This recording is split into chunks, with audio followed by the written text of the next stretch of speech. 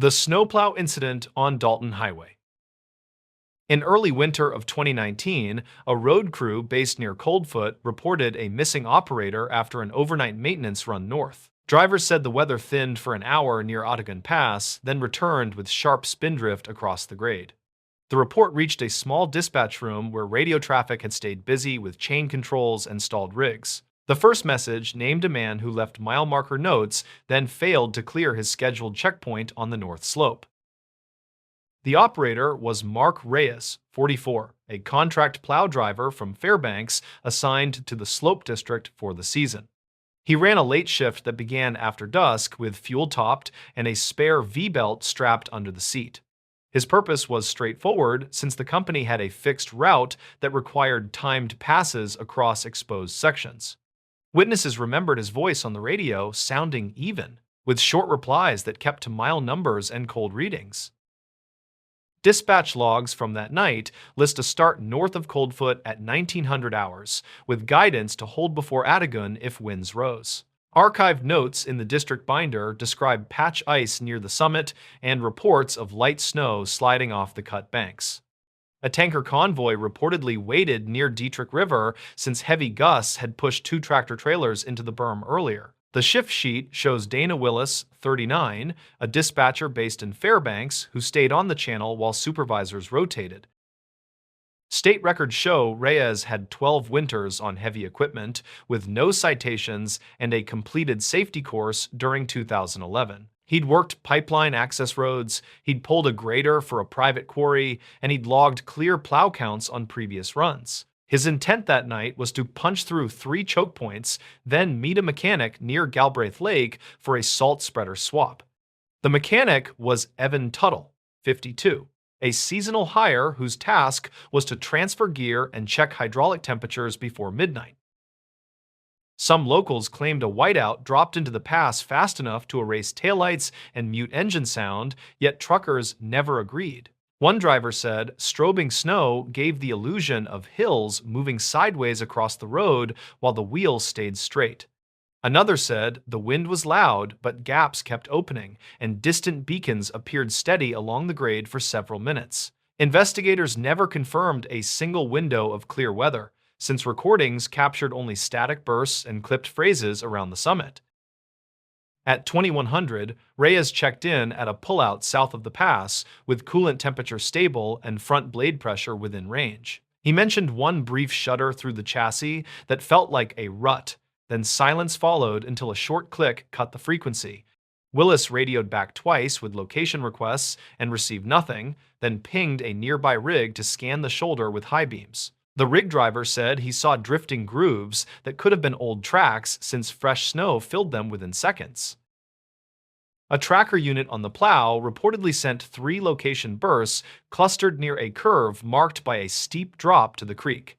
Technicians said the pings bounced off a repeater and came through delayed, so the timing stamps failed to match the voice log. Search teams moved in after midnight from both sides, and a grader led with chains laced tight across 2 tires.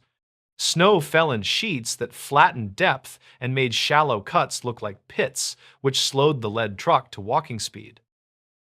They reached the curve at first light and found a blade mark that ended clean beside a low drift with no metal exposed.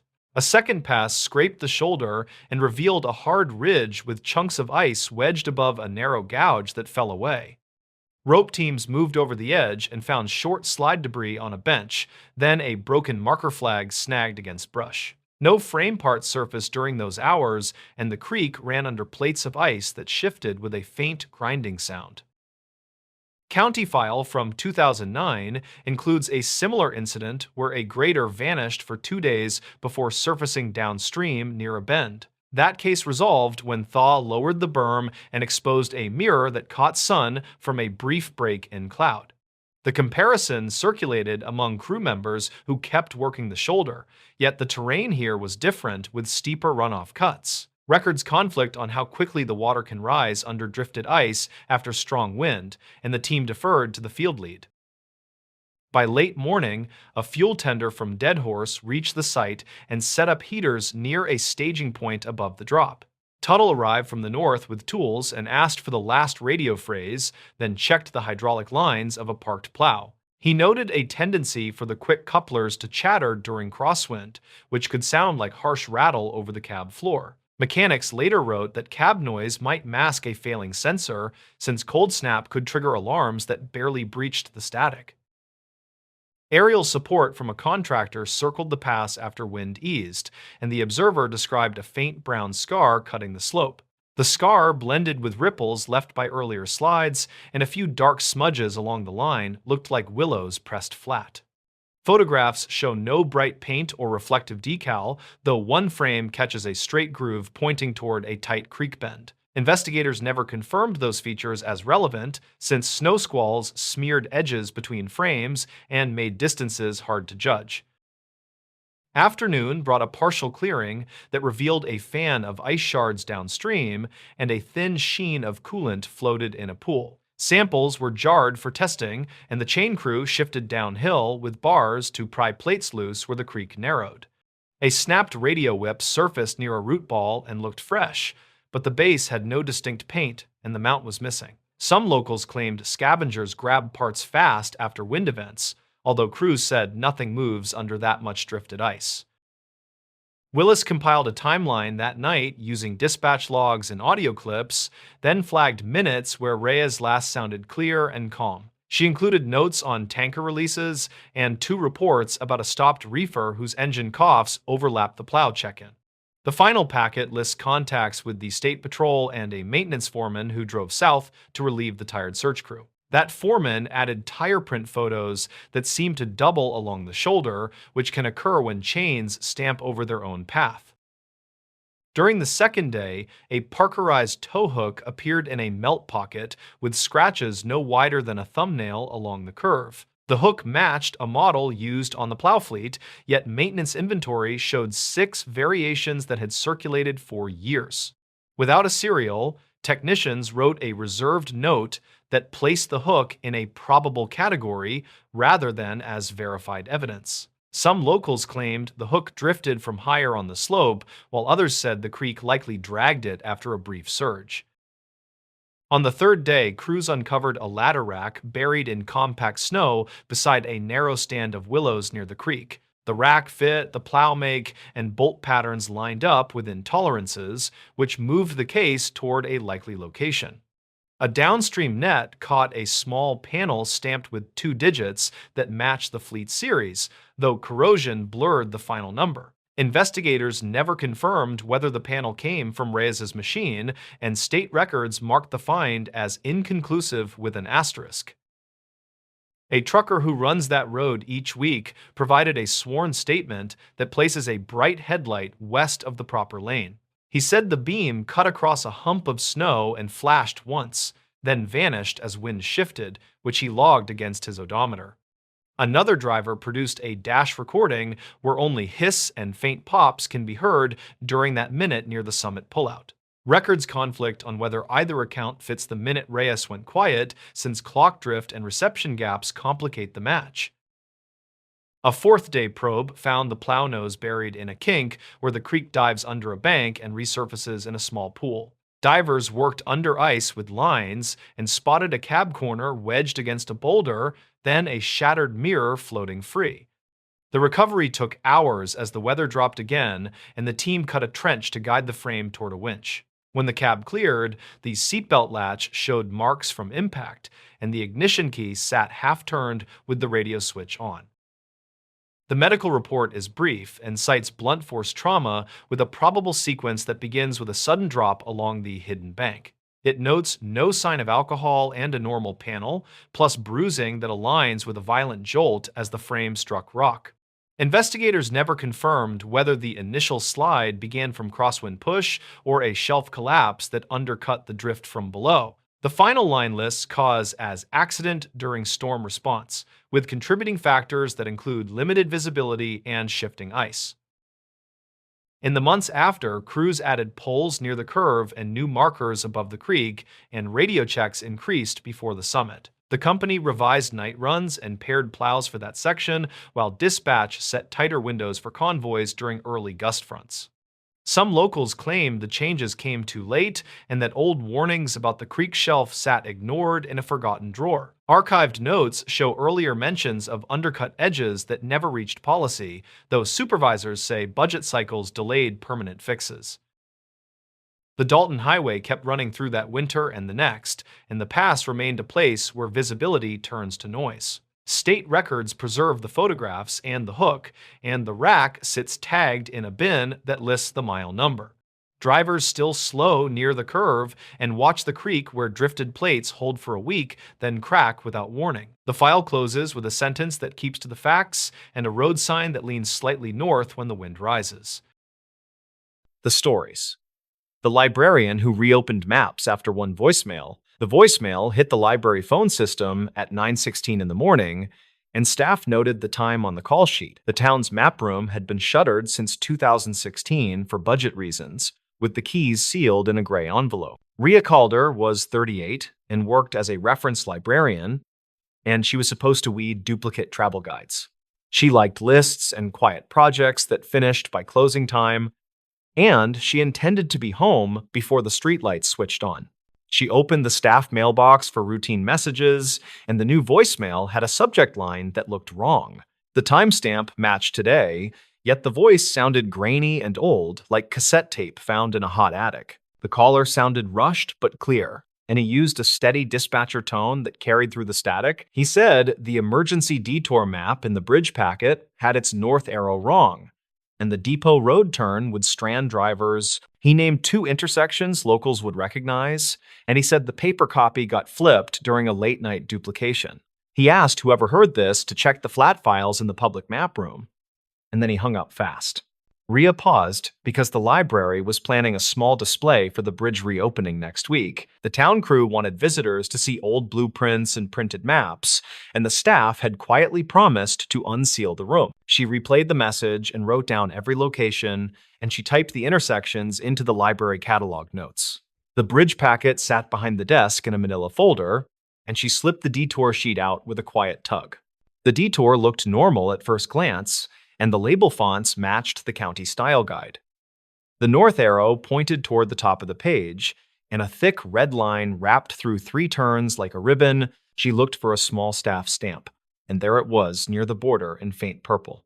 It said copied from firehouse drawer after warehouse incident, which the old reference notebook linked to 2009. Her job and training lived in the overlaps between paper and people, and she felt the old itch to confirm. The warehouse incident had clogged the streets for days, and archived calls reportedly mentioned bad directions at least twice. She brought the folder to the workroom and pulled the microfilm drawer, and the metal slides rasped against old paint. Dispatch logs on film listed closed streets and detours, and operators marked trouble points with pencil circles. 2 logs from the same night mentioned Depot Road, and the note said trucks turned the wrong way toward the river. One line said, "See temporary detour plate beside flat file B," which sounded like a direct breadcrumb. Flat file B waited in the locked room behind the genealogy shelves, and the envelope with the keys lived in a safe. She signed a paper acknowledging responsibility for access, and she carried the keys with both hands like a relic. The map room smelled like dust and linen, and the ceiling fan ticked from a loose blade. She slid open a drawer and found rolled sheets, and brittle plastic sleeves stuck to their neighbors like leaves after rain. The temporary detour plate was a stiff board with a taped photocopy, and someone had written mirror warning in grease pencil. The north arrow had a big X over it, and a second arrow pointed to the right side with the word up. She spread the board on a table and placed washers on the corners, and the paper fought to curl back into memory. The depot road turn looked reversed compared to the packet, and the red line as drawn would lead drivers into gravel. Her phone compass showed north toward the windows, and the temporary plate matched her reading within a few degrees. The packet map disagreed by a wide margin, and her stomach tightened like it always did when details misbehaved. She printed a recent aerial photo from the county website, and she centered on Depot Road and the bridge approach. A water tower shadow ran northeast by the clock, and that matched the plate, but not the packet. She called Tomas Brink, who was 54 and ran maintenance, and she asked about the packet source. He said a volunteer scanned old map holders in the spring, and staff patched labels onto the county base. He remembered a late-night copy job at the firehouse during the warehouse week, and he thought someone flipped a master. He had no hard proof, but he told her to talk with a retired cartographer who lived near the marsh. The cartographer was named Lyda Morell, and she was 71 with careful eyes and a faded canvas jacket. Lyda said she had drawn the original emergency plates on Mylar, and she always sketched north as a small star. Lyda remembered the night the plates went missing, and she spoke like a teacher marking a board after a test. The firehouse copier worked only on the legal tray that night, and someone fed the plate upside down, then pressed copy twice. Lyda said her handwriting on the board looked like her early notes, and she pointed to the grease pencil word up. She kept a photo from that week that showed 2 volunteers holding the board outside, and the sun angle matched. Rhea asked if the board ever returned to the library, and Lyda shrugged like she had told this story several times. She said yes, the board came back 2 days later, and someone tucked it into drawer B and shut the room. Rhea documented everything as if the board could grow legs and escape, and she wrote dates beside each step.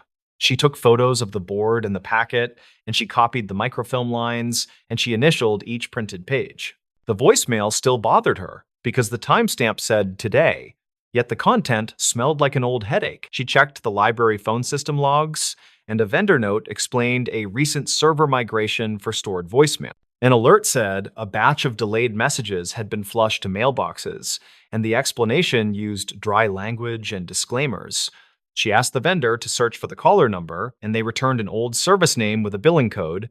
The code matched a dispatch line used during the warehouse week, which explained the voice and the choice of words. Someone had recorded this warning years ago, and the system had kept it like a seed in a jar. Rhea asked if the caller name could be released, and the vendor sent a redacted sheet with initials and a job title. A local news archive matched the initials to a night guard who reportedly died of natural causes in his parked car. The guard had phoned the correction before the medical event, and he had tried to reach any desk that could fix the map. His message never reached a human while the roads were jammed, and the bad copy camped in a drawer. Rhea brought her notes to Tomas, and he carried the folder to a brief meeting with the town clerk. The clerk asked for confirmations and a plan, and Rhea offered a clear sequence that would be easy to retrace next year. Step 1 was to treat the packet map as untrustworthy and to replace it with a fresh export from the county base. Step 2 was to reconcile the arrow with on-site compass readings and to annotate with the date and the staff initials. Step 3 was to scan the temporary board and let the grease pencil speak and to place its image in the appendix. Step 4 was to add a small note in the bridge display and to credit anonymous archival materials for clarifying the route. Tomas drove to Depot Road with her after lunch, and they parked near a mailbox whose nameplate had peeled away. The river ran dull and brown beside the road, and a detour sign leaned like a tired person after a long shift. Rhea stood where the red line on the packet would have sent traffic, and she looked through cottonwoods at rough gravel. The correct route followed a narrow paved lane to the east, and the wrong turn aimed drivers toward a soft shoulder. A school bus rolled past on the narrow lane, and the driver waved like this was already muscle memory. The aerial photo printed in the morning matched the bus path, and the packet map did not. They stopped by a small clinic 2 turns away, and the nurse behind the counter remembered the warehouse week. The clinic took calls from stranded drivers, and a nurse reportedly walked out to redirect a line of cars at sundown. The town clerk approved the correction that afternoon, and the county uploaded a clean detour with verified arrows. Tomas signed off on new signs, and the bridge crew shrugged like this was just another Tuesday with wet concrete. Rhea asked for permission to open the map room weekly, and the clerk looked toward the budget with a careful tilt. The request had no funding yet, but the clerk liked the argument that open rooms produce fewer expensive mistakes. They agreed on a one-afternoon schedule under staff supervision, and Rhea posted a notice near the staircase. She placed the temporary board in a display case with a modest label, and she kept the packet map below it with a sticky note. The sticky note said obsolete and see corrected version, and she included the date and her initials for future sanity. A footnote in the display explained that a delayed voicemail triggered the review and no personal names appeared. At the reopening of the bridge, the mayor shook hands and cut a ribbon, and the appetizers ran out fast. Drivers moved through the new approach like water down a smooth bed, and the detour signs wandered into storage. Tomas clapped her shoulder near the coffee urn, and he said quiet fixes rarely get banners, which is the point. Lida visited the display the next morning, and she pressed her fingers against the glass like she was reading Braille. Rhea listened to the old voicemail one more time, and the voice had that tired confidence that comes from night work. He had said, "Please check the flat files," and it felt like he was speaking across a hallway rather than across years. On her desk, she kept a small notebook with 3 lines that she repeated when projects became slippery. Write down names of things as they are used, compare them to how they look on paper, test the direction with the Sunday. She added a 4th line in light ink to mark the lesson that felt both new and as old as maps. If a voice says the arrow is wrong, open the drawer before the parade trucks roll and the cameras arrive. In the months that followed, the room gathered quiet visitors, and the fan still ticked, but less often after tightening. Folks brought rolled plats from garages, and Rhea labeled them carefully, then scanned and returned them with fresh sleeves. A contractor volunteered 2 hours a week to help with filing, and he taught her to spot scale bars that lied. Teachers brought students to trace creeks with cotton thread, and one kid noticed a benchmark star on the courthouse steps. The bridge display came down after the season changed, and the temporary board went back into drawer B with a proper sleeve. A small typed note inside the sleeve told the story in 12 lines, with dates and initials and measured claims. It said a voicemail arrived and matched earlier dispatch references, and staff verified the arrow with compass and aerial evidence. It said a clean map replaced the packet version before the reopening, and the town's roads agreed. Rhea did not call it a miracle, and she did not call it fate, because both words would cheapen 12 careful steps. She called it library work, which sounded plain, yet it held more weight now that a ribbon had been cut. On quiet afternoons, she stood at the window where the compass had pointed, and she felt the same small pull. North was where the light made honest shapes on paper, and where a tired voice could still find the right room. When she locked the door each week, she thought about the man who made the call, and she wished he had been heard. His warning crossed an odd gap in the system, and it landed like a folded note slid under a door. In a town where stories often arrive secondhand, the plain ones sometimes carry the longest mileage. One message, one board, one arrow corrected, and a room reopened so a drawer could be opened without ceremony. The stories. Why this motel room safe changed everything. They called it a budget motel along a long highway spur, where road dust gathered in corners and secrets settled quietly. The room safe in number 12 looked ordinary enough, powder-coated steel with a keypad that beeped politely at tired travelers. Lyle Garza woke before sunrise on a Tuesday, 38 years old, and working claims for a regional insurer. He had driven 3 hours to meet a policyholder whose pickup had burned behind the old diner, and he wanted clean paperwork today. He checked into the motel first, showered fast, then laid out forms on the dresser, careful about matching VIN digits and timestamps. His plan was simple: wrap the inspection before lunch, then circle back for photos and voice notes after the truck release. He liked driving while the day still felt open, and he told himself the assignment would be routine and forgettable. It had been forgettable until the manager knocked. 2 quick raps, then a pause heavy enough to make him frown. Mara Quintero stood in the doorway with a clipboard, 34, managing rooms and payroll while raising her nephew after school. She asked if he had heard the beeps from the safe, because front desk saw brief power spikes last night. Lyle said he had not used the safe, and she nodded, eyes moving toward the keypad like someone checking a stove twice. Maintenance had logged an odd complaint the previous afternoon. Reportedly, a guest in 12 claimed the safe ate his wallet. The man left before checkout, promising to call the card companies, and a note in the margin said possible intoxication. Mara said housekeeping later pulled the bedding and found a small metal tool near the baseboard. Lyle picked up the tool carefully with a tissue, a thin square of steel with a notch like a feeler gauge. He set it on the desk with his forms, then opened his voice recorder, speaking in that steady tone he used for field notes. He described the room, the safe brand, the tool, and the time on the microwave clock because simple details held steady on lonely days. Mara asked if he knew how to clear the safe code since the master sheet had gone missing during renovations last winter. He did not. but he knew the trick of powering off consumer locks, which could flip hidden defaults, according to a warehouse supervisor he once interviewed.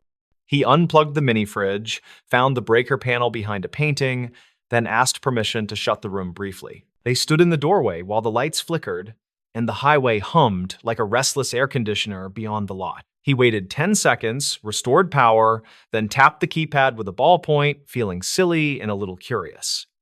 The safe beeped twice in a lower tone, which he recognized from a training video about apartment lockouts, reportedly used by traveling warranty teams. He tried a factory code that someone had once mumbled during a fire inspection, and the safe chirped, green light winking. The door opened an inch against a sticky seal, and Mara let out a nervous laugh, surprised and worried in equal measure. Inside sat a clear zipper pouch with a folded receipt, a motel keycard from another town, and a small black voice recorder. He found a driver loyalty card attached to the receipt, and he read the printed name softly without repeating it twice. The dates lined up with last week in neat columns, and the purchase list looked like roadside dinners between midnight and 2. He asked Mara if the guest from yesterday had paid cash, and she nodded, then reached for the phone to check archived calls. The front desk handset kept scratchy tapes by default, a habit from the previous owner who never trusted software invoices. She played a call stamped at 2 in the morning, where a tired voice asked for room 12, mentioning a late delivery, and stiff back. Another call at 2:30 asked about vending, and a third at 4 asked if nobody would bother him until noon. Lyle switched to evidence mode, careful and methodical, letting his coffee cool while he cataloged the pouch contents. He photographed the safe before moving anything, then called his supervisor to report an unexpected discovery unrelated to the truck claim. The supervisor told him to act reasonably and preserve anything with identifiable information, then to keep his focus on the scheduled inspection. He listened to the voice recorder after asking Mara to stay within earshot, since 2 listeners felt wiser than one on strange mornings.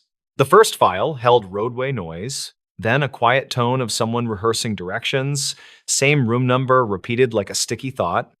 The second file was shorter, a man saying he could not keep doing this and that she would understand once it was delivered safely.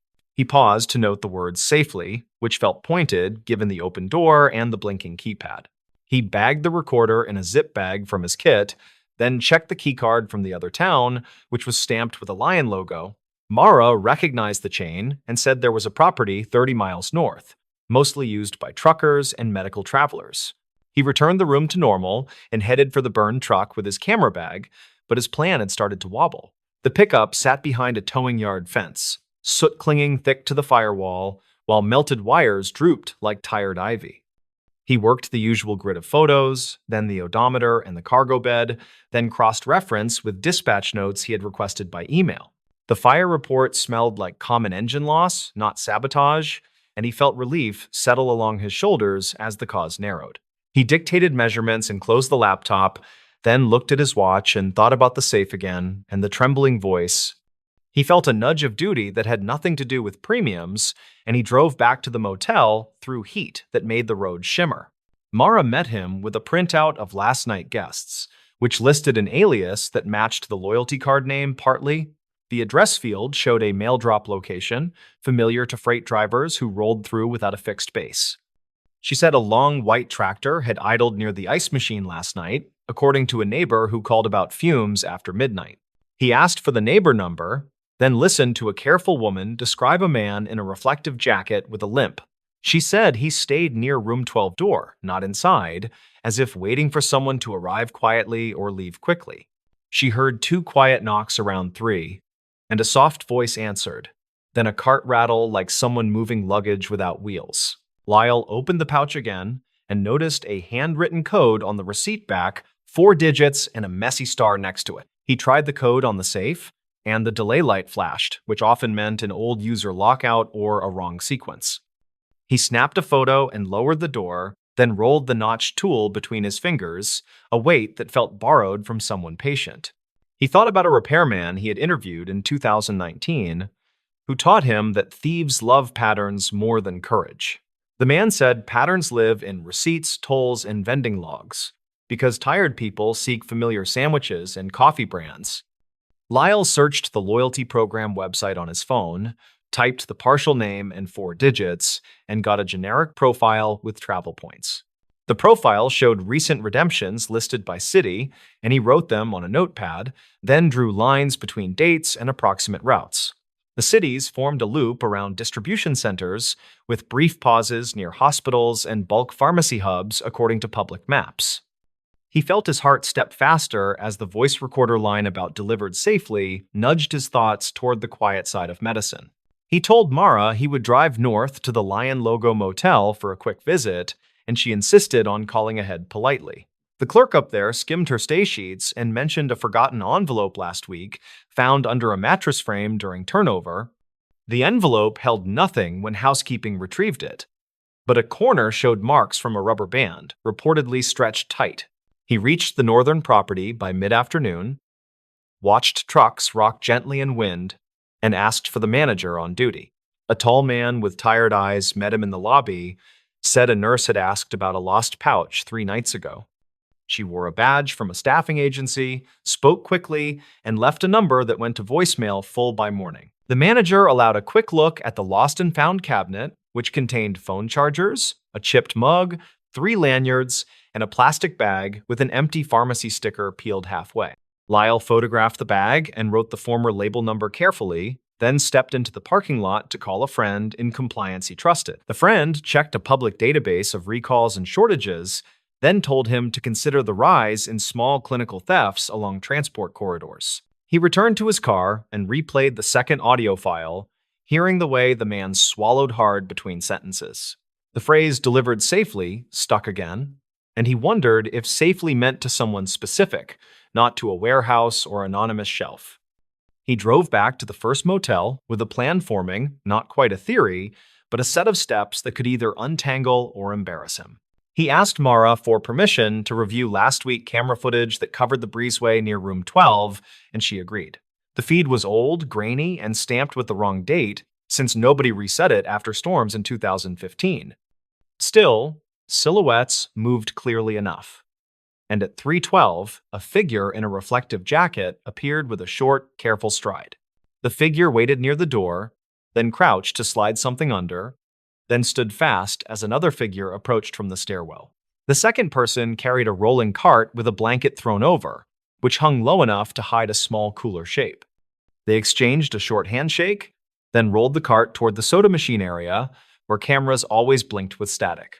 Lyle paused the frame and sketched the handshake position, because small, consistent gestures tied people to habits when faces stayed hidden. He compared the notebook times to the archived calls, matching the neighbor report with the footage minute stamp nearly exactly. He folded his notes and looked at Mara, who watched quietly with the clipboard held like a shield against a sudden chill. He called the non-emergency line and asked to speak with property crimes, then explained he was an adjuster who found items in a room safe. He said the items might connect to an ongoing pattern, not a single incident, and that he was available to hand them over cleanly. The dispatcher thanked him and routed the call, and he kept his voice steady while explaining that nobody was hurt today. The detective who arrived wore a tie gone soft at the edges, a man who had seen this exact motel a dozen times. He took the pouch, the recorder, and copies of the photos, then asked Lyle to explain the breaker trick and the code attempts. He nodded at the handshake frame and said a group had moved product along back roads for months, staying under dollar thresholds on purpose. Lyle asked quietly if product meant medicine, and the detective said people cut solutions with water and resold to small clinics. In some stories, the clinics were victims with forged orders, and in others, they were partners, trying to stretch short supplies like taffy. The man in the reflector jacket likely ran deliveries for cash while hauling legal freight, which made tracing routes messy and confusing. The detective listened to the voice files twice, then looked at the loyalty redemptions and circled 2 cities with his pen. He said the phrase "delivered safely" could mean to a person at a care home who could not pay official prices anymore. The pouch might have served as a drop signal, and the room safe might have held a stopgap in case someone panicked. They took statements from Mara and the neighbor by phone, and the manager at the northern property sent a scanned copy of his notes. The detective collected the notch tool and said it was standard for bypassing cam locks, which matched a series of quiet thefts from vending. He asked Lyle to write a formal summary of his steps, meticulous and dated, and to expect a follow-up if a warrant landed later. Lyle finished the paper part in his room, breathing slow while light crept through the blinds in a warm, tired stripe. He wrote down the way the safe beeped twice after power restoration, which suggested a default that any one patient could eventually find. He wrote the route loop and the hospital adjacency, and he wrote the voice phrasing exactly because transcription mattered when memories warped. He closed his laptop and stared at the open safe like it wanted to be ordinary again, silent and blank and light.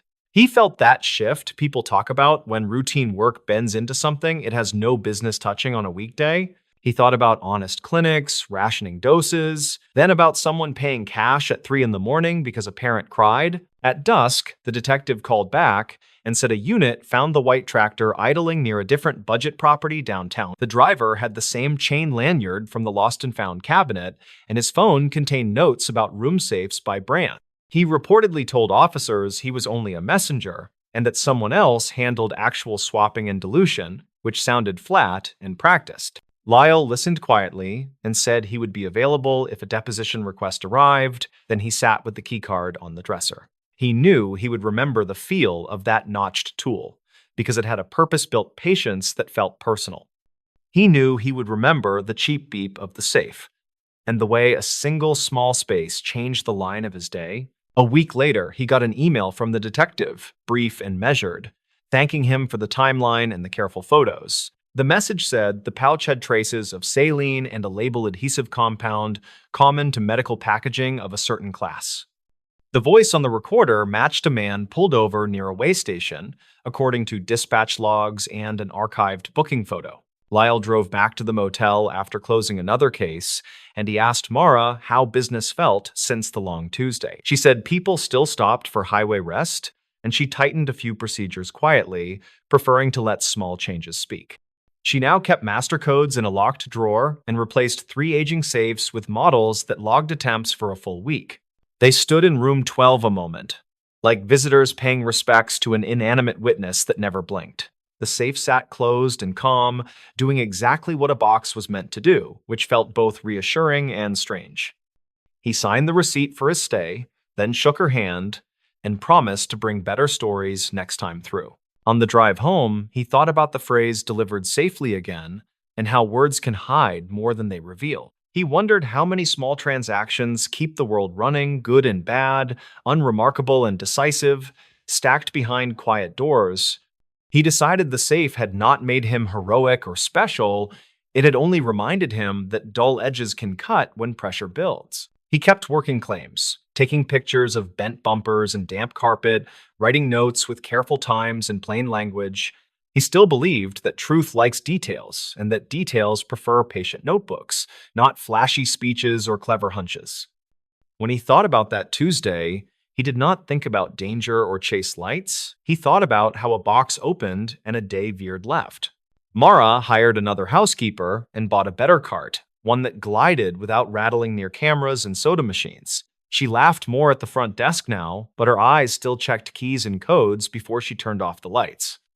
She told her nephew that small routines matter, like counting towels and returning clipboards, because order resists the creep of careless luck. The detective moved on to other cases and sent one last note months later, carefully worded, acknowledging ongoing court schedules. He wrote that the room safe discovery had clarified timing between suspects, which helped align witness statements with fuel receipts precisely. He added a line about public hearings scheduled for late next spring, where facts would hopefully land on paper clearly. The motel kept renting room 12 to travelers who wanted ground-level convenience and an easy walk to the ice. The safe held wallets and passports and nothing dramatic for a while, which suited everyone whose name stayed off any report. The highway kept pouring itself past the parking lot, and the night clerk kept coffee hot for anyone who needed comfort. Lyle sometimes thought about stopping by without a claim, just to buy a soda and wave at the office through dusty glass. He pictured the safe blinking quietly in that square of afternoon sun, as if practicing for whatever day came next. He accepted that the box had not changed him completely, but it had polished a habit he already valued deeply. He looked back on it like a narrow bridge he crossed safely, not a legend, just a real span over a quiet creek. He had listened, he had written, he had looked twice, and he had taken small steps that lined up neatly. That felt like enough for a life that preferred steady roads to loud headlines, and it still does. The vanishing crew of the trawler Northern Star. The story begins in Kodiak during early spring, when daylight stretched thin and the wind smelled like cold iron swept clean. Locals remembered the name Northern Star painted in chipped blue along a tired hull that still rode steady. The boat left the harbor with 3 people and a full bunkroom of spares that stayed unused for reasons never explained. By dusk, the town watched her stern light fade toward Shelikof Strait, while fog gathered over the breakwater and swallowed the last glimmer. Mark Ellis was 46 and worked as captain after 2 decades, running small cod trips from Shignek to Hadak. He wanted a better price on pollock and believed the narrow weather window would hold long enough for a quick haul. Rosa Jimenez was 33 and listed as engineer who had shifted from cannery maintenance to sea wages through a winter of short contracts. Paul Chen was 29 and assigned as a state observer whose duty was sampling catches and submitting counts to a regional office in Anchorage. Their reason for leaving Kodiak that morning sounded simple in dispatch logs that recorded an intended 5-day loop along Shelikof. The crew planned to fish a proven corridor west of Raspberry Island, where past sets produced reliably before the season cooled. Harbor traffic control reportedly cleared them at 7:14 with a reminder about scattered ice near Whale Passage based on a late trawler report. A fuel receipt time-stamped 7:30 showed a last purchase and a handwriting note that read, "Check aft bilge before stretch." Witness statements came from 2 skippers who crossed their wake near the harbor outer range and described a steady heading and calm radio. One skipper believed the engine note sounded rougher than last week, though he admitted his own wheelhouse windows rattled louder than usual. Another skipper said the deck lights flickered briefly before stabilizing, which might mean a loose alternator belt or a failing breaker. Investigators never confirmed those impressions because the sound was not recorded and the breakers were later found in mid-state. In Larsen Bay, a clerk recalled Rosa buying solvent and fresh belts 2 days earlier while asking about a gasket that never arrived. Archived notes from a parts supplier listed the order as shipped to Kodiak, with no confirmation of pickup and no return entry. State records later summarized the vessel maintenance as minimal, with deferred items stapled behind the primary license renewal form. Some locals claimed the captain preferred field fixes because haul prices barely covered crew and fuel, and long yard days meant unpaid time. On the first night, a front brushed the coast and left a ragged swell that wandered south along the strait and leaned on shoals. Barometer traces from an automated station on Sitkaladak showed a gentle fall that matched the caution shared by harbor weather later. Northern Star acknowledged the broadcast and reported position near Pillar Mountain, bearing southeast, which suggested a planned crossing toward calmer lee waters. The last clear shore-based signal placed the boat midway between Whale Island and Afognak before the line thinned and scattered. A driftnet crew from Old Harbor reportedly saw a single mast light in haze just before midnight near the shoal line off Sitkanak. They judged the vessel slow by the steady bearing and believed the boat was searching for current breaks, where fish stack in pale water. Their deckhand heard a short bell strike that did not fit their equipment and could have drifted off a distant buoy. Investigators never confirmed that sound because there were no buoys charted within the range claimed in the statement. By morning, the observer office in Anchorage expected a routine check-in from Paul that usually arrived before the first set began. When no message came, the coordinator sent a reminder through the state account that drew no response and left the status pending. At noon, the company dispatcher called Kodiak Harbor to ask whether the crew had switched to a secondary channel or locked radios. Dispatch logs show the harbor initiated an information call and listed the vessel as overdue for contact, though not yet late for arrival. The first search push launched that evening with a cutter out of Kodiak and a helo assigned to a box north of Sitkaladak. Weather was passable with long swell and scattered fog that piled into valleys and released again as the wind shifted briefly. Aircrew reported a faint oil sheen near a slack eddy and marked coordinates for surface vessels to check when the tide turned. No debris was found, and currents in that corner can erase thin sheens quickly when wind and tidal streams begin running together. A week later, a crabber turned up a torn section of netting and delivered it to the station, where technicians photographed every rope splice carefully. The material matched common trawlnet stock sold across the region and revealed no marks that uniquely identified the Northern Star purchase. County File from 2009 contained a similar case where net fragments misled a search until a dragged anchor was recovered near Spruce. Records conflict on whether that lesson was weighed during early decisions in the present case because notes omitted internal discussions. Rosa kept a small notebook and a waterproof pencil, according to friends, who said she recorded fuel draws and breaker resets meticulously. The book did not surface during searches, and the cabin photos released later showed drawers open with blankets stacked neatly across bunks. Some locals claimed neat bunks mean a crew expected a quick return to deck and left in order when noise rose suddenly. Investigators never confirmed that interpretation since the images were taken after several boardings, which can shift blankets and papers without intent. A grocery receipt from town listed coffee tins and packaged bread, and a second receipt listed non-perishable stew for 5 days at sea. The tally fit the planned window and matched the observer mandate, which limits extended voyages without updated station notices on catch counts. A third receipt was time-stamped late night with a handwritten circle around marine batteries that were marked discount for display stock. State records list no rule against using display stock if tested at purchase, and the vendor wrote passed on the form. Several radio captures surfaced weeks later from private sets that record local chatter and ship checks on rolling memory for hobby archives. One clip included a short call that some listeners heard as Northern Star starboard pump cycling, though others argued the tone belonged to a winch. The clip length was under 10 seconds and ended with a squelch that compressed the last word into a blur that felt unlike speech. Investigators never confirmed the source because the receiver used a homemade antenna that pulled reflections from hillsides and power lines. A shoreline team walking near Pazad Shack found a life ring without lettering, which suggested either weathering or paint worn by friction against gear. No marks tied it to the vessel, and the manufacturer sold identical rings to fleets from Seward to Unalaska during that year.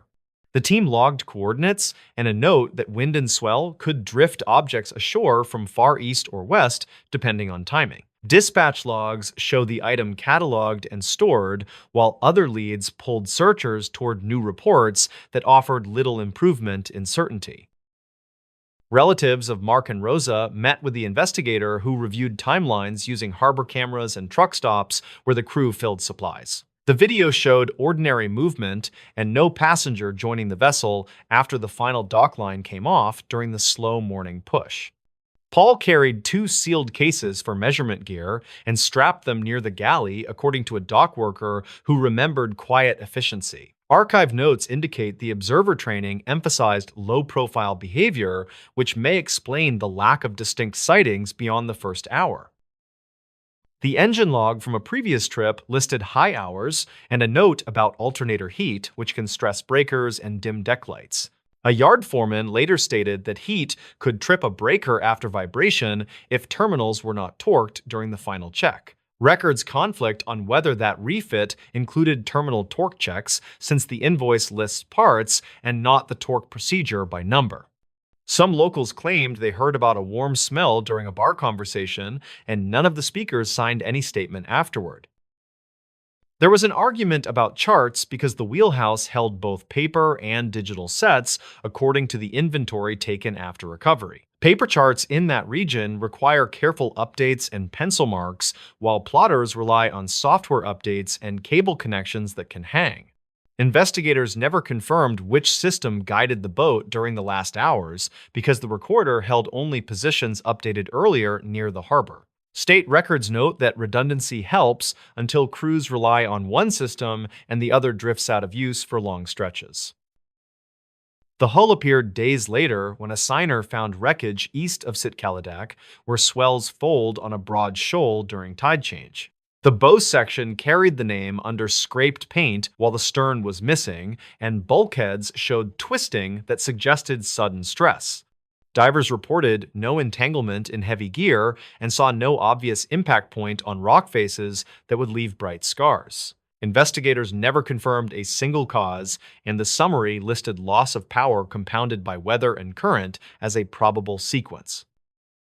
Personal effects amounted to a thermos lid and a chipped mug and a jacket zipper with salt packed into the teeth and seams. The items offered no names, and the thermos bore a faded sticker from a bait shop in town that had closed years earlier. Families asked for the notebook and any data tool from the observer kit, and neither appeared in recovered material from the search.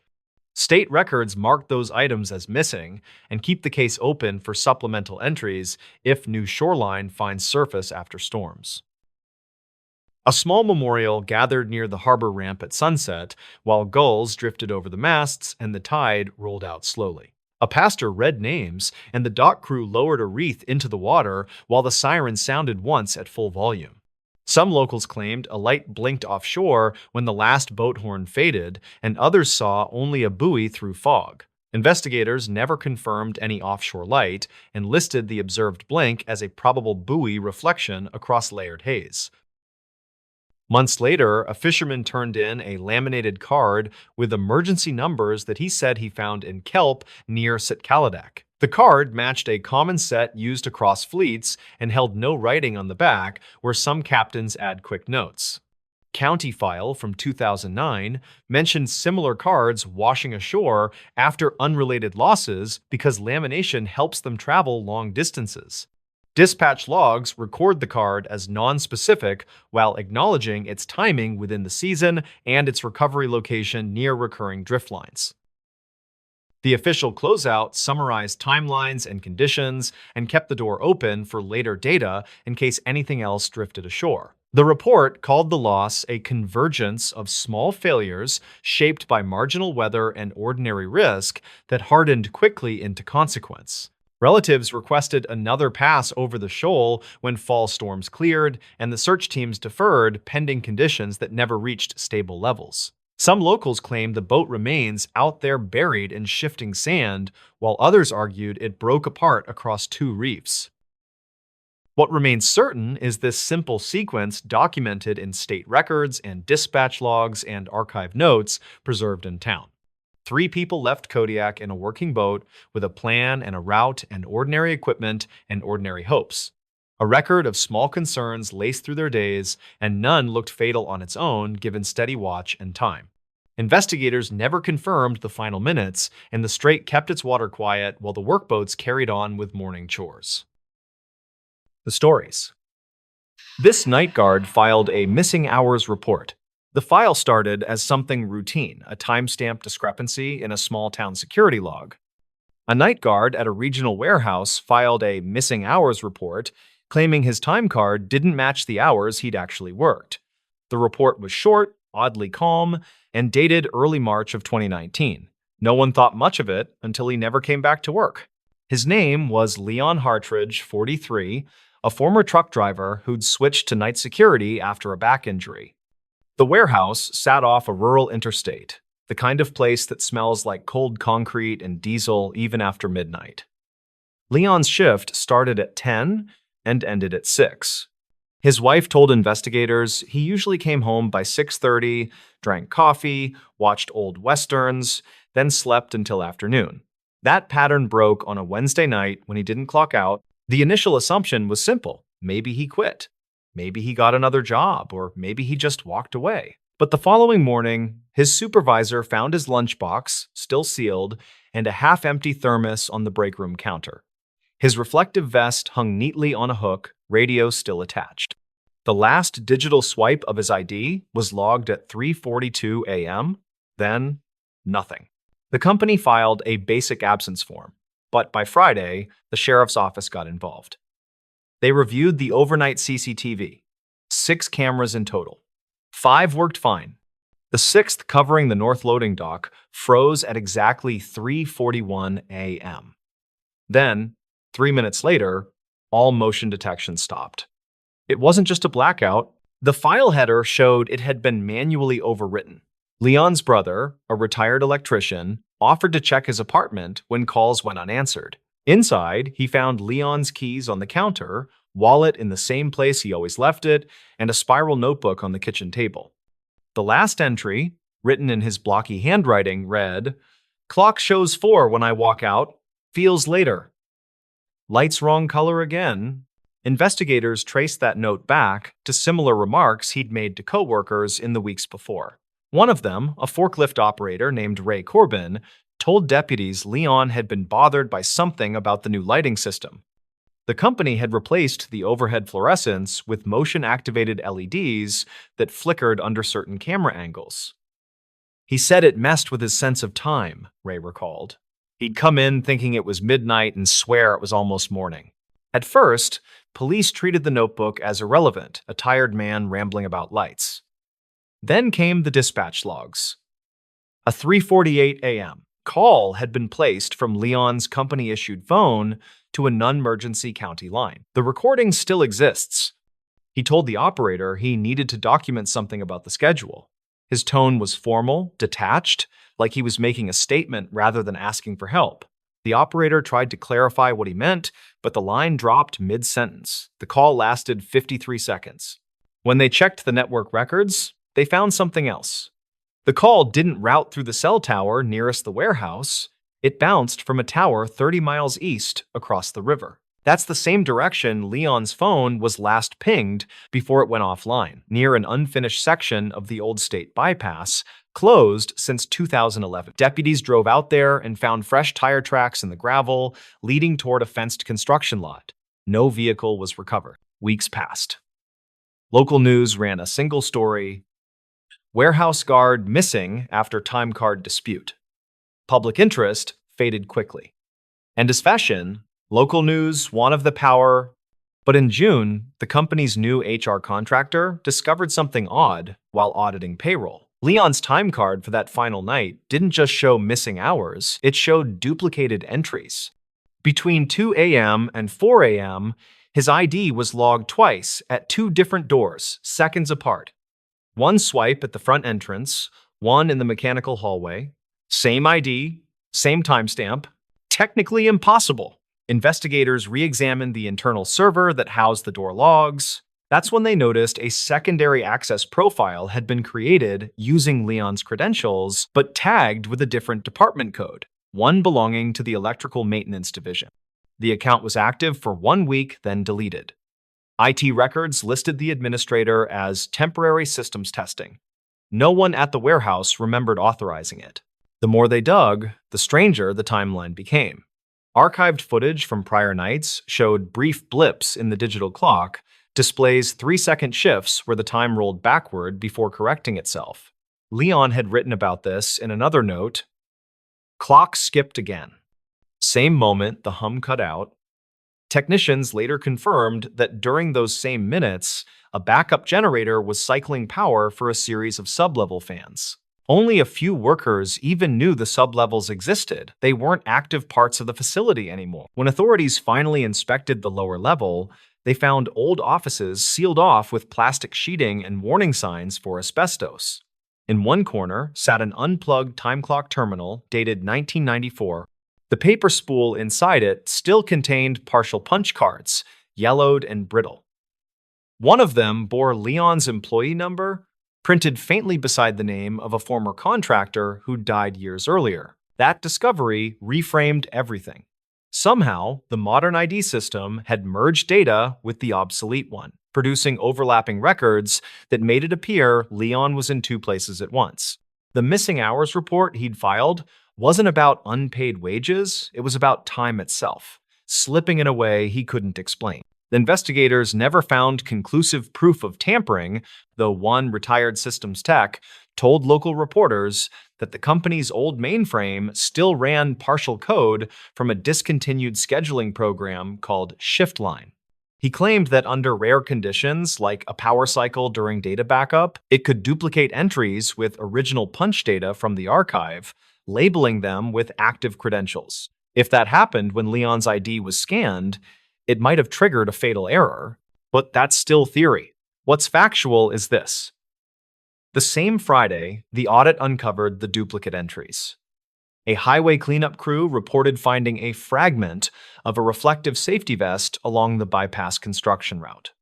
It matched the brand issued to Leon's team. DNA analysis was inconclusive exposure, and time had degraded it, but one detail stood out. The vest's zipper pull contained traces of oil consistent with the warehouse's loading dock equipment. In the end, the case file closed under missing person, presumed deceased. Officially, no foul play. Unofficially, everyone agreed something in that building broke his sense of time before he vanished. His wife still keeps the notebook on a shelf. The last page, just beneath his final note, has a short line written in different ink, maybe added later, maybe the same night. It reads, "Clock shows 4, door says 3. At this point, the facts that remained were simple. A man noticed an inconsistency, tried to document it, and disappeared between 2 readings of the same minute.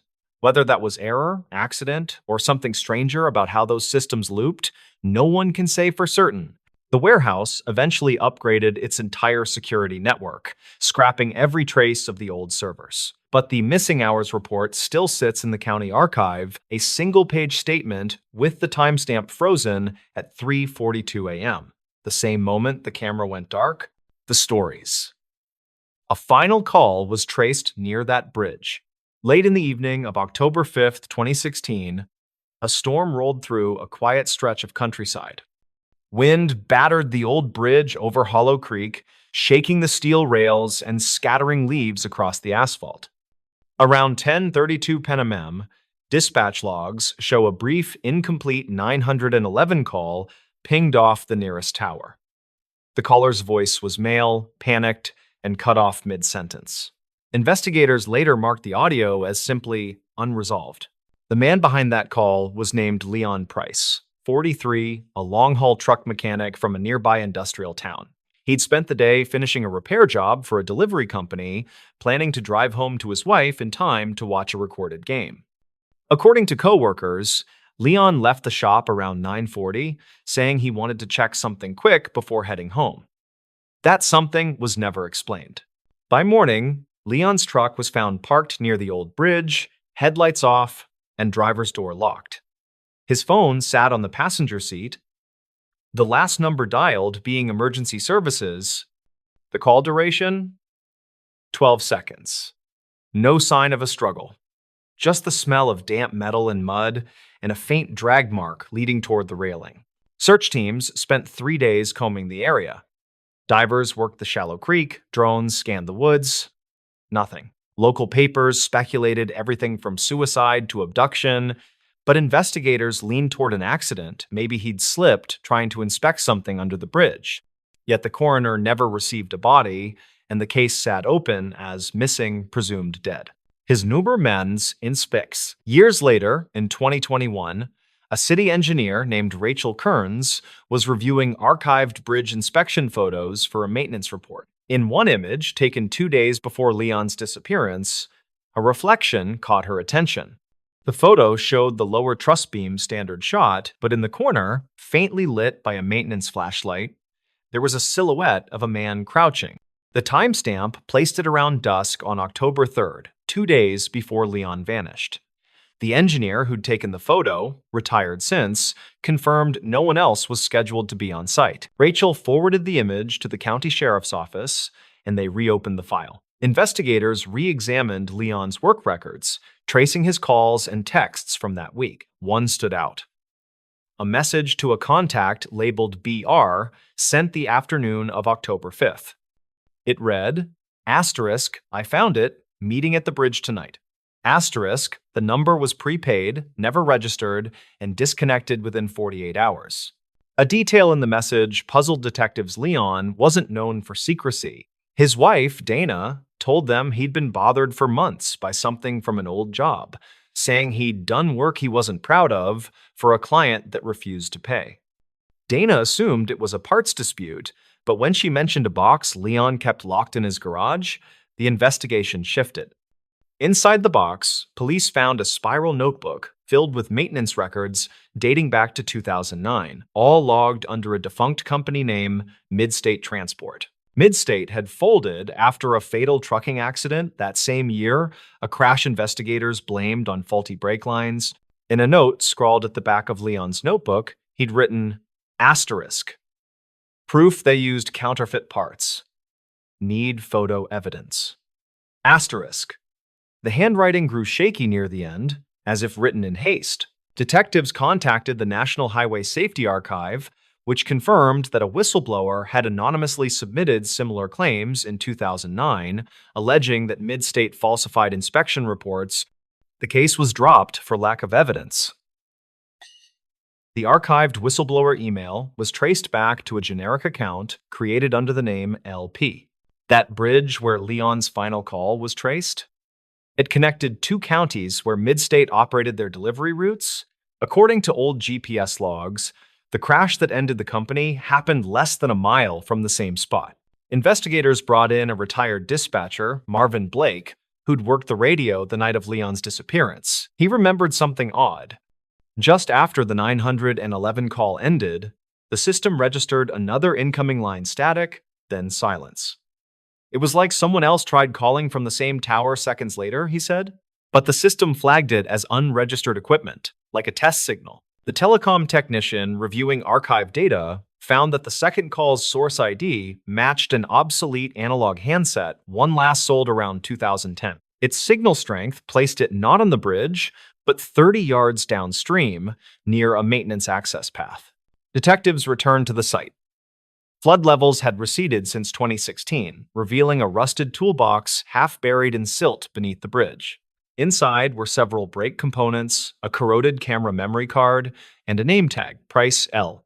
The photos recovered from the card showed close-ups of serial numbers on parts stamped with counterfeit manufacturer codes, exact matches to those listed in the old Midstate case file. Forensic analysts reconstructed the final minutes of Leon's life through phone tower data and ambient audio from the recovered memory card. The recording suggested he'd been documenting the parts, likely intending to turn them in as evidence.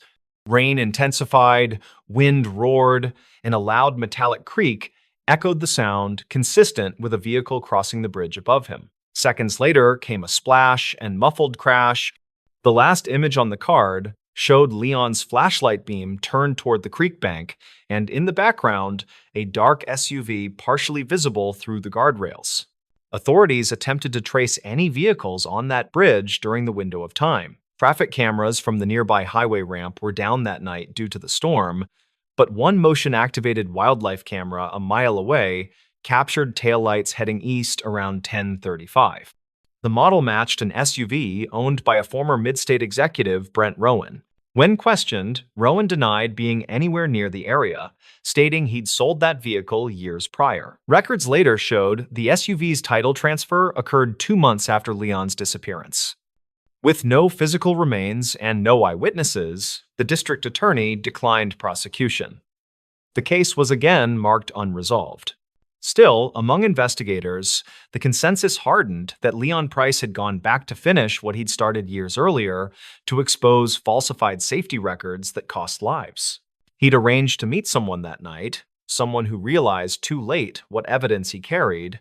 In early 2022, bridge maintenance crews discovered a piece of phone casing embedded in the concrete ledge beneath the guardrail. Lab tests confirmed it matched Leon's model and contained trace data from his final call.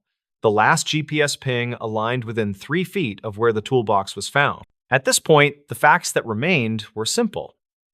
A man burdened by guilt tried to make something right.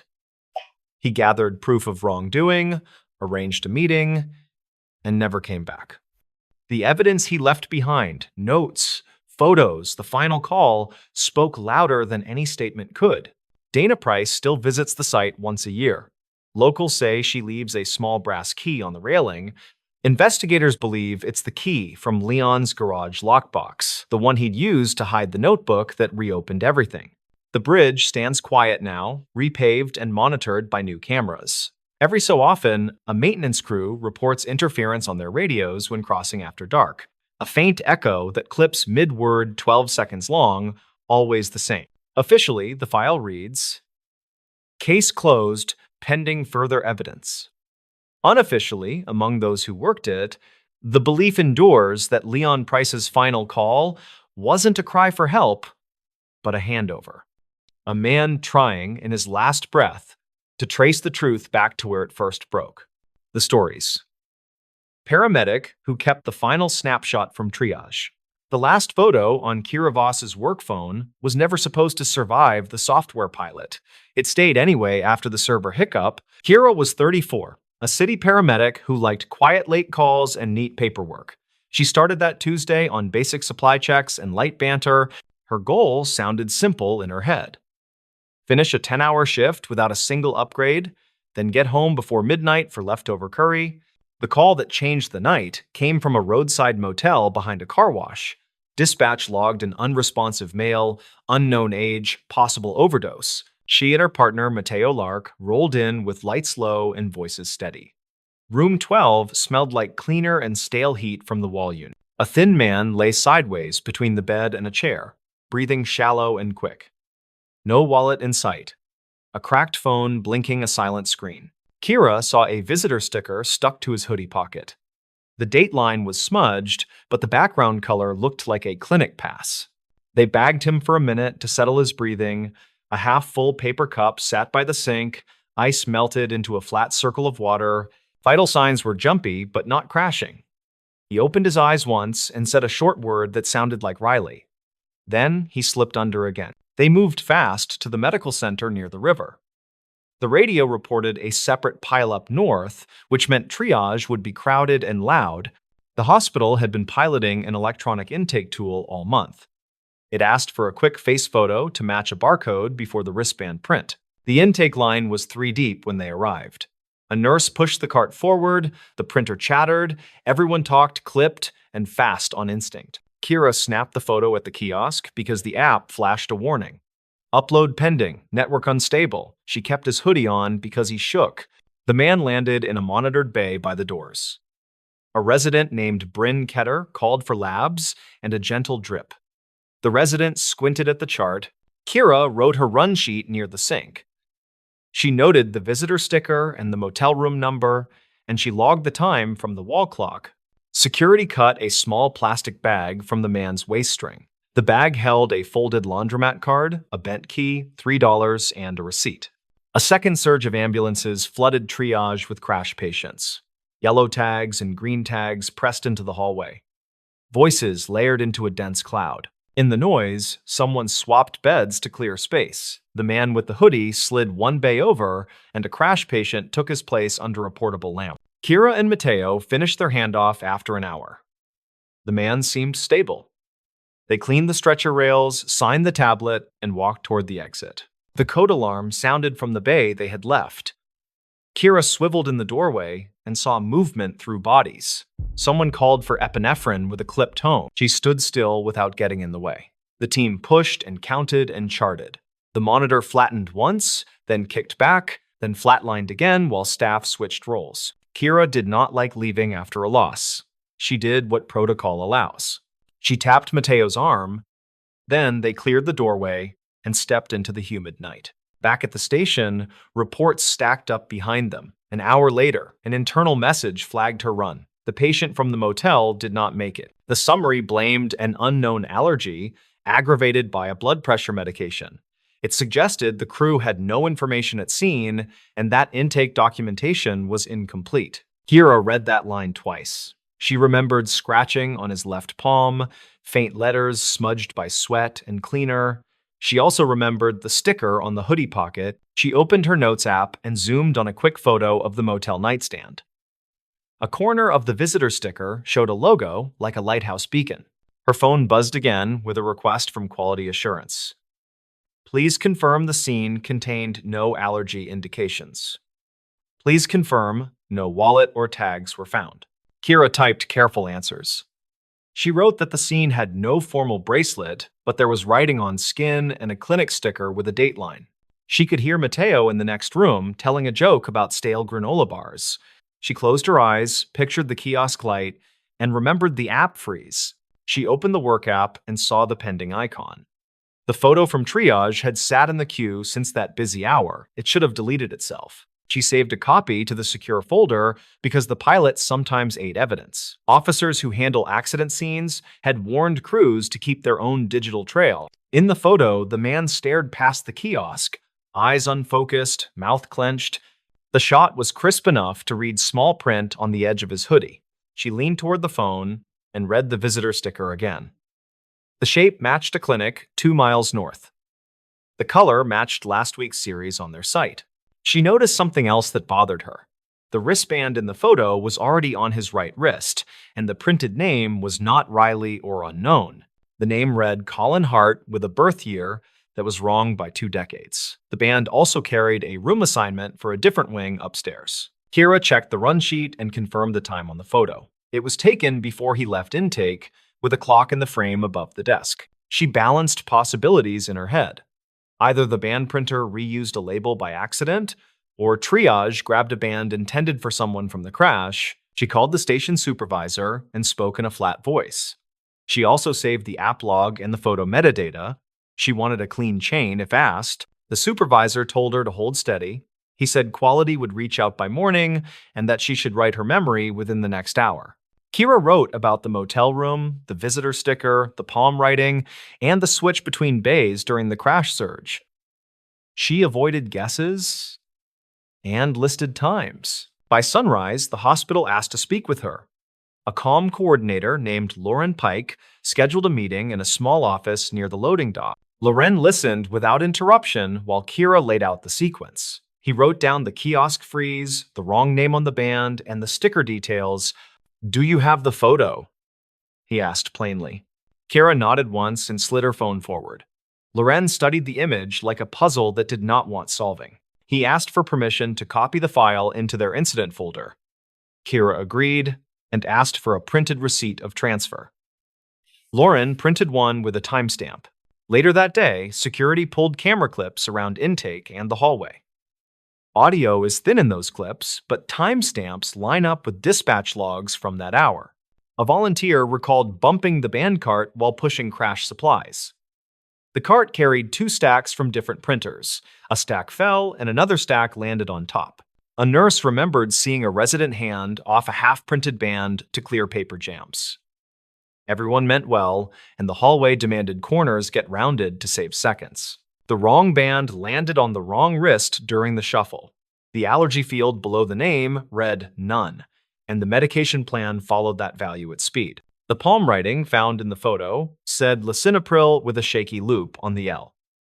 That writing matched a pharmacy warning card found later in the discarded bag. The path to his name was still unsolved.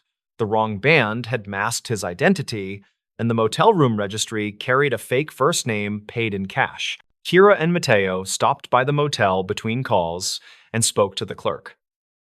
The clerk remembered the man because he had asked for late checkout and offered a 10. The clerk described a quiet talker with a careful way of folding receipts. He said the man asked if the clinic across the highway took walk-ins on Sundays. Kira asked if he had left anything behind. The clerk pulled a small envelope from under the counter and handed it over.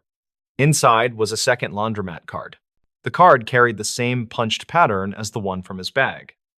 A faded stamp showed a cartoon lighthouse that matched the clinic logo from the sticker. Kira wrote the clinic name into her notes and searched internal contacts for a social worker who knew someone there. Network rules can sometimes solve what computers cannot. By evening, a social worker faxed a staff list with a first name that matched the word Riley from the ambulance.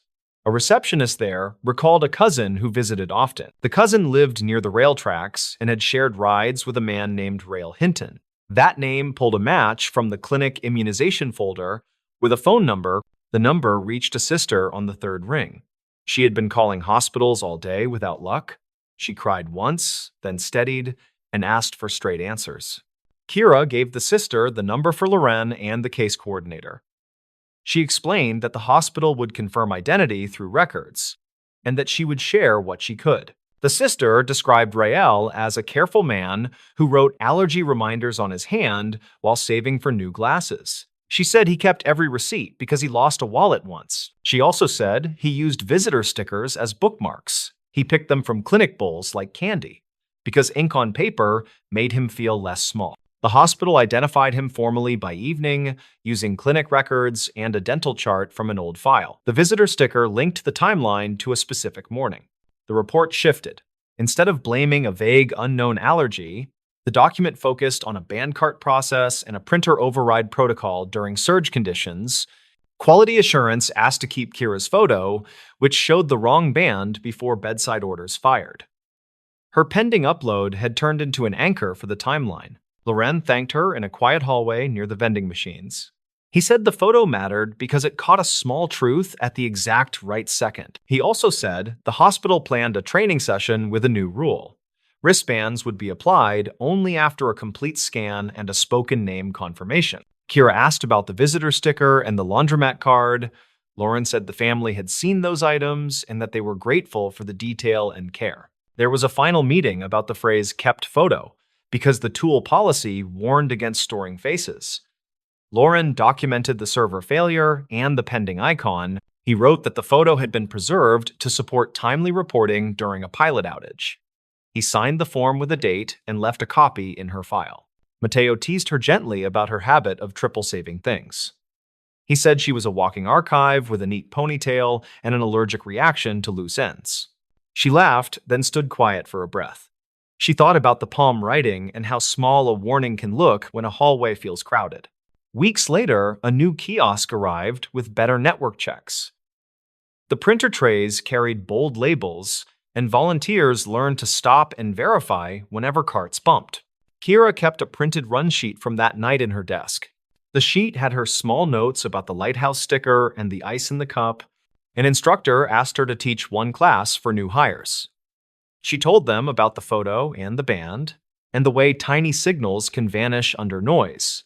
A student asked how she remembered so much. She said she wrote on index cards, and she made little recordings after calls while the radio was still warm. The sister sent a letter with a simple line. "Thank you for noticing the sticker." It made the phone call shorter, and it made the goodbye kinder. Kira folded the letter into the run sheet and closed the drawer. She washed her coffee cup, then walked outside to breathe the late shift air. The city sounded like a distant fan that needed oil. She wondered how many small warnings slide past each night because nobody has a free hand to catch them. She knew the photo would fade into policy and training slides. She also knew that a single clear frame can hold a hallway steady when clocks feel slippery. On quiet nights, she drives past the motel on her way home. The neon still flickers, and the car wash still hums across the frozen curb. She thinks about the visitor sticker and the lighthouse logo. She thinks about the wrong name on a band and the right name in a folder miles away. She is not someone who keeps trophies from hard calls. She kept that one photo long enough to send it to the right folder with a receipt. The fact that it stayed during a glitch felt like the kind of accident that refuses to be ignored. It asked for someone to slow down. Her work is not a string of heroic saves. It is a long practice of noticing small, true things before they slip beneath a wave of noise. The photo taught her something she already knew. Details are not decorations, and time is never a blur when someone chooses to write things down. The story ends without fireworks because that is how most true stories end. A hallway returns to normal, and a system gets a little less clumsy. Kira drives home with the window cracked and a song on low volume. She knows nothing can make the loss tidy, but clarity still matters. She unlocks her door, drops her bag, and checks her phone for one last message. The queue is empty, and the app finally reads, "Upload complete." She smiles once without any triumph, then she turns off the light and lets the day settle while the city hums and the clock keeps moving.